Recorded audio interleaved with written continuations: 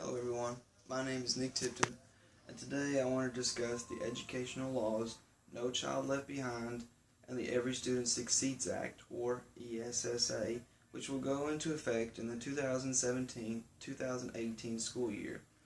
Today I would like to discuss the main differences between these two laws, like testing, accountability, and implementation. But first, I would like to briefly describe No Child Left Behind so that you can see where we're coming from and where we're going. No Child Left Behind was created in 1965 in its first form, which was under a different name, under Lyndon Johnson as a war on poverty. This was designed to make sure every child, no matter their racial, ethnic, or income, hindered them from getting an education. In 2001, both Democrats and Republicans grew concerned over the growing gap between lower and higher performing schools.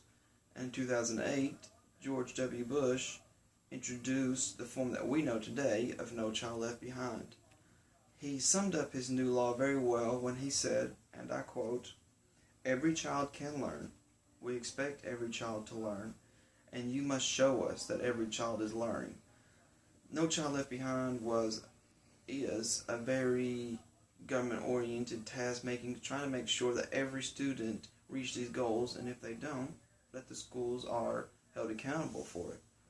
In some cases, these goals are unrealistic, as we will find out. Previously, the federal government was in charge of almost every aspect of No Child Left Behind.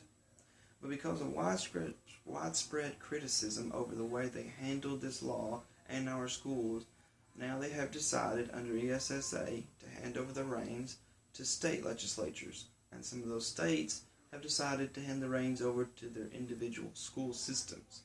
Still, we must follow government federal guidelines.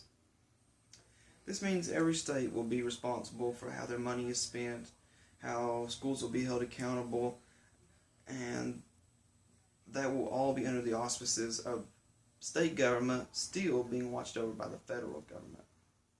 Under No Child Left Behind, there became a saying known as supplement, not supplant. What this meant was the federal government was to supplement state government spending on schools that really needed it. But what actually happened in many cases was the state government looked at these schools and said, if the federal government is giving them money, why should we give them money? So instead of supplementing the federal government, they just allowed the federal government to supplant them. Now, what that meant was these schools didn't get the money they deserved.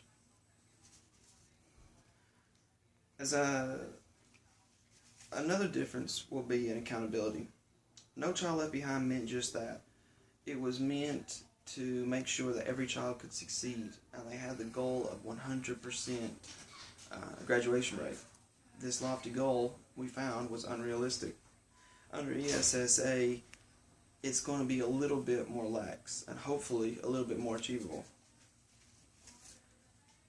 This does not mean that states or even these school systems can let 90% of their students fail and call it success. Again, they must still follow general guidelines set down by the federal government.